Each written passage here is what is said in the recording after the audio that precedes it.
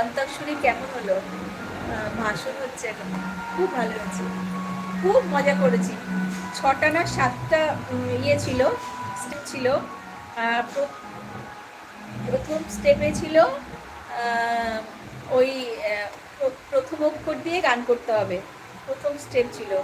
দ্বিতীয় স্টেপ ছিল কি ছিল ওই গায়ককে মানে গায়ককে গায়িকাকে আইডেন্টিফাই করতে হবে।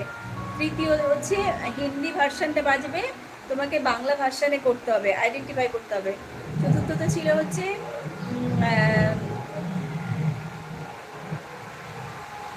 একটা গান বাজবে, তোমাকে মুখরাটা ধরতে হবে। আর একটা হচ্ছে অভিনয় করবে, তোমাকে কি করছে, গান হোক সিনেমা হোক, তোমাকে নাম বলতে হবে। এই একটা ছিল।